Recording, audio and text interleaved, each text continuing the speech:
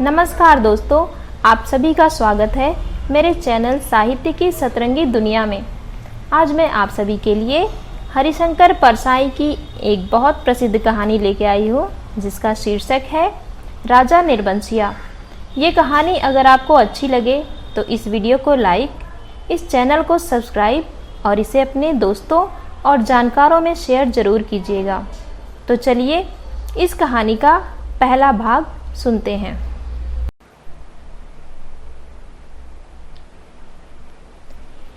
एक राजा निर्बंसिया थे। माँ सुनाया करती थी, उनके राज में बड़ी खुशहाली थी। सब वर्ण के लोग अपना अपना काम काज देखते थे, कोई दुखी नहीं दिखाई पड़ता था। राजा के एक लक्ष्मी सी रानी थी, चंद्रमा से सुंदर और राजा को बहुत प्यारी।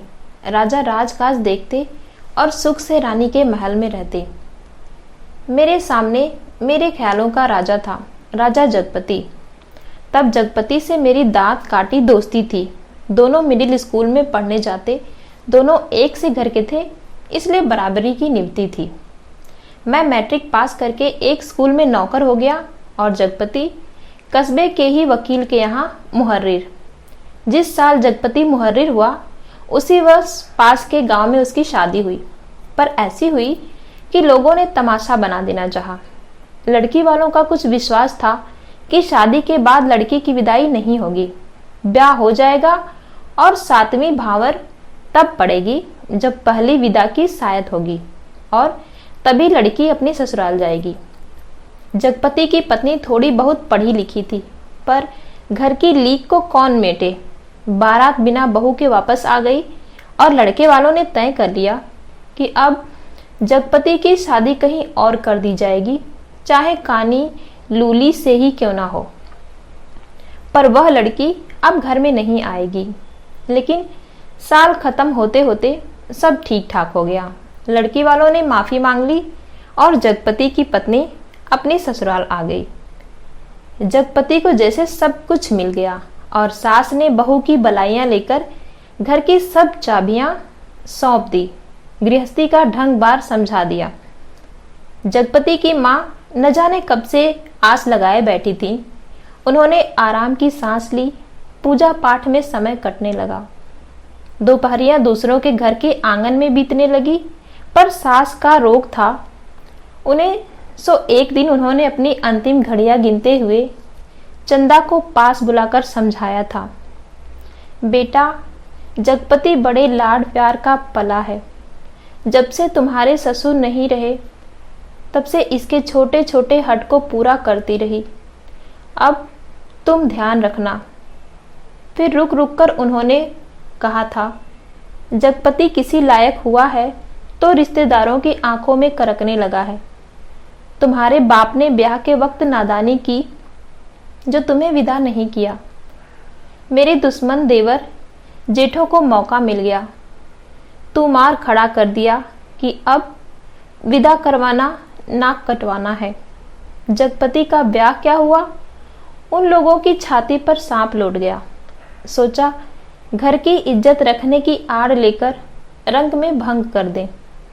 अब बेटा इस घर की लाज तुम्हारी लाज है। आज को तुम्हारे ससुर होते तो भला। कहते कहते माँ की आंखों में आंसू आ गए और वे जगपति की देखभाल उसे सौंपकर सदा के लिए मौन हो गई।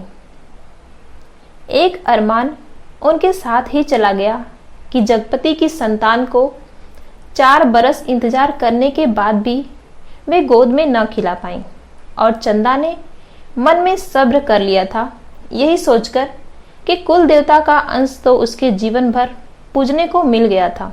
घर में चारों तरफ जैसे उदारता बिखरी रहती, अपनापा बरसता रहता। उसे लगता जैसे घर की अंधेरी एकांत कोठरियों में यह शांत शीतलता है जो उसे भरमा लेती है। घर की सब कुंडियों की खनक उसके कानों में बस गई थी। हर दरवाजे की चरमराहट पहचान बन गई थी। एक रोज राजा आखेट को गए। माँ सुनाती थी, राजा आखेट को जाते थे तो 7वें रोज जरूर महल में लौट आते थे, पर उस दफा जब गए तो 7वां दिन निकल गया पर राजा नहीं लौटे। रानी को बड़ी चिंता हुई। रानी ने एक मंत्री को साथ लेकर खोज में निकली और इसी बीच जगपति को रिश्तेदारी की एक शादी में जाना पड़ा। उसके दूर के रिश्ते के भाई दयाराम की शादी थी। कह गया था कि 10वें दिन जरूर वापस आ जाएगा, पर छठे दिन ही खबर मिली कि बारात घर लौटने पर दयाराम के घर डाका पड़ गया। किसी मुखबिर ने सारी खबरें पहुंचा दी थी कि लड़की वालों ने दयाराम का घर सोने चांदी से पाट दिया है। आखिर पुश्तैनी जमींदार की इकलौती लड़की थी। घर आए मेहमान लगभग विदा हो चुके थे। रोज जगपति भी चलने वाला था, पर उसी रात डाका पड़ा। जवान आदमी भला खून मानता है। डाके वालों ने जब बंदूकें चलाई तो सबकी घिघी बंद गई, पर जगपति और दयाराम ने छाती ठोक कर लाठियां उठा ली। घर में कोहराम मच गया, फिर सन्नाटा छा गया। डाके वाले बराबर गालियां दे रहे थे और गोलियां दाग रहे थे। बाहर का दरवाजा टूट चुका था, पर जगपति ने हिम्मत बढ़ाते हुए हाँक लगाई। ये हवाई बंदूकें इन तेल पिलाई लाठियों का मुकाबला नहीं कर पाएंगी जवानों। पर दरवाजे तड़ तड़ टूटते रहे और अंत में एक गोली जगपति की जांघ को पार करती निकल गई, दूसरी उसकी जांघ के ऊपर कूल्हे में समाकर रह गई। चंदा रोती कलपती और मनौतियां मानती जब वहां पहुंची तो जगपति अस्पताल में था। दयाराम की थोड़ी चोट आई थी, उसे अस्पताल से छुट्टी मिल गई थी। जगपति की देखभाल के लिए वहीं अस्पताल में मरीजों के रिश्तेदारों के लिए जो कोठरियां बनी थी, उन्हीं में चंदा को रुकना पड़ा। कस्बे के अस्पताल में दयाराम का गांव 4 कोस पड़ता था। दूसरे तीसरे वहां से आदमी आते जाते रहते, जिस सामान की जरूरत होती पहुंचा जाते। पर धीरे धीरे उन लोगों ने भी खबर लेना छोड़ दिया। एक दिन में ठीक होने वाला घाव तो था नहीं। जांघ की हड्डी चटक गई थी और कूल्हे में ऑपरेशन से 6 इंच गहरा घाव था। कस्बे का अस्पताल कंपाउंडर ही मरीजों की देखभाल करते। बड़ा डॉक्टर तो नाम के लिए था, या कस्बे के बड़े आदमियों के लिए। छोटे लोगों के लिए तो कंपाउंडर साहब ही ईश्वर के अवतार थे। मरीजों की देखभाल करने वाले रिश्तेदारों की खाने पीने की मुश्किलों से लेकर मरीज की नब्ज तक संभालते थे। छोटी सी इमारत में अस्पताल आबाद था। रोगियों की सिर्फ 6-7 खाटें थी। मरीजों के कमरे से लगा दवा बनाने का कमरा था। उसी में एक और आराम कुर्सी थी और एक नीची सी मेज। उसी कुर्सी पर बड़ा डॉक्टर आकर कभी कभार बैठता था, नहीं तो बचन सिंह कंपाउंडर ही जमे रहते। अस्पताल में या तो फौजदारी के शहीद आते या गिरा गिरा के हाथ पैर तोड़ लेने वाले एक आध लोग। छठे छमा से कोई औरत दिख गई तो दिख गई, जैसे उन्हें कभी कोई रोग घेरता ही नहीं था। कभी कोई बीमार पड़ती तो घर वाले हाल बता के 8-10 रोज की दवा एक साथ ले जाते और फिर उसके जीने मरने की खबर तक न मिलती। उस दिन बचन सिंह जगपति के घाव की पट्टी बदलने आया। उसके आने में और पट्टी खोलने में कुछ ऐसी लापरवाही थी जैसे गलत बंधी पगड़ी को ठीक से बांधने के लिए खोल रहा हो। चंदा उसी कुर्सी के पास ही सांसें रोके खड़ी थी। वह और रोगियों से बात करता जा रहा था। इधर मिनट भर को देखता, फिर जैसे अभ्यस्त से उसके हाथ अपना काम करने लगते। पट्टी एक जगह खून से चिपक गई थी। जगपति बुरी तरह कराह उठा। चंदा के मुख से चीख निकल गई। बचन सिंह ने सतर्क होकर देखा तो चंदा मुख में धोती का पल्ला खोसे अपनी भयातुर आवाज दबाने की चेष्टा कर रही थी। जगपति एक बारगी मछली सा तड़प कर रह गया। बचन सिंह की उंगलियां थोड़ी सी थरथराई कि उसकी बाह पर टप से चंदा का आंसू चू पड़ा। बचन सिंह सिहर गया और उसके हाथों की अभ्यस्त निठुराई को जैसे किसी मानवीय कोमलता ने धीरे से छू दिया। आहो कराहो, दर्द भरी चीखों और चटकते शरीर के जिस वातावरण में रहते हुए भी वह बिल्कुल अलग रहता था, फोड़ों को पके आम सा दबा देता था, खाल को आलू सा छील देता था। उसके मन से जिस दर्द का एहसास उड़ गया था वह उसे आज फिर हुआ और वह बच्चे की तरह फूंक फूंक कर पट्टी को नम करने लगा और खोलने लगा। चंदा की ओर धीरे से निगाह उठाकर देखते हुए फुसफुसाया, रोगी की हिम्मत टूट जाती है ऐसे। पर जैसे यह कहते कहते उसका मन खुद अपनी बात से उचट गया। यह बेपरवाही तो चीख और कराहों की एक रास्ता से उसे मिली थी, रोगी की हिम्मत बढ़ाने की कर्तव्य निष्ठा से नहीं। जब तक वह घाव की मरहम पट्टी करता रहा तब तक किन्हीं दो आंखों की करुणा उसे घेरे रही और हाथ धोते समय वह चंदा की उन चूड़ियों से भरी कलाइयों को बेझिझक देखता रहा जो अपनी खुशी उसमें मांग रही थी। चंदा पानी डालती जा रही थी और बचन सिंह हाथ धोते धोते उसकी कलाइयों, हथेलियों और पैरों को देखता जा रहा था। दवा खाने की ओर जाते हुए उसने चंदा को हाथ के इशारे से बुलाकर कहा, दिल छोटा मत करना, जांघ का घाव तो 10 रोज में भर जाएगा, कूल्हे का घाव कुछ दिन जरूर लेगा। अच्छी से अच्छी दवाई दूंगा। दवाइयाँ तो ऐसी हैं कि मुर्दे को चंगा कर दें, पर हमारे अस्पताल में नहीं आती। फिर भी तो किसी दूसरे अस्पताल से नहीं आ सकती वो दवाइयाँ? चंदा ने पूछा। आ तो सकती हैं, पर मरीज को अपना पैसा खर्चना पड़ता है उनमें, बचन सिंह ने कहा। चंदा चुप रह गई तो बचन सिंह के मुंह से अनायास ही निकल पड़ा, किसी चीज की जरूरत हो तो मुझे बताना, रही दवाइयाँ सो कहीं न कहीं से इंतजाम करके ला दूंगा। महकमे से मंगाएंगे तो आते आते महीनों लग जाएंगे, शहर के डॉक्टर से मंगवा दूंगा। ताकत की दवाइयों की बड़ी जरूरत है इन्हें। अच्छा देखा जाएगा, कहते कहते वह रुक गया। चंदा से कृतज्ञता भरी नजरों से उसे देखा। उसे लगा जैसे आंधी में उड़ते पत्ते को कोई अटकाव मिल गया हो।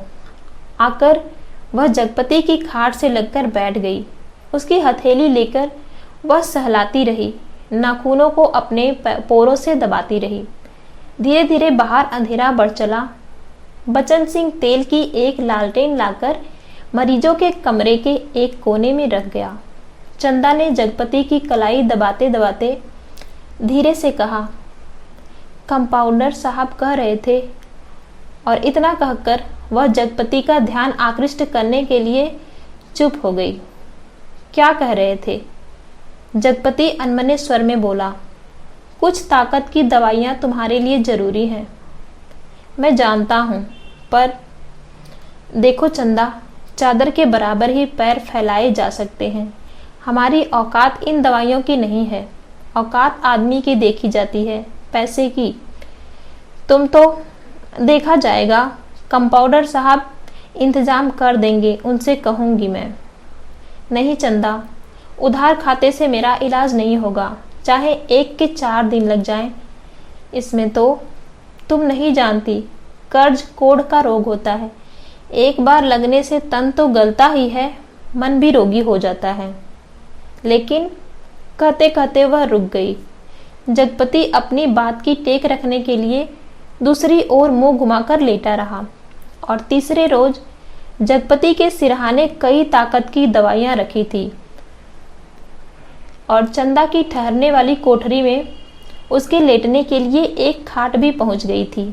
चंदा जब आई तो जगपति के चेहरे पर मानसिक पीड़ा की असंख्य रेखाएं उभरी थी, जैसे वह अपनी बीमारी से लड़ने के अलावा स्वयं अपनी आत्मा से भी लड़ रहा हो, चंदा की नादानी और स्नेह से भी उलझ रहा हो और सबसे ऊपर सहायता करने वाले की दया से जूझ रहा हो। चंदा ने देखा तो यह सब सह ना पाई। उसके जी में आया कि कह दे, क्या आज तक तुमने कभी किसी से उधार पैसे नहीं लिए? पर वह तो खुद तुमने लिए थे और तुम्हें मेरे सामने स्वीकार नहीं करना पड़ा था, इसलिए लेते झिझक नहीं लगी। पर आज मेरे सामने उसे स्वीकार करते तुम्हारा झूठा पौरुष तिलमिला कर जाग पड़ा है।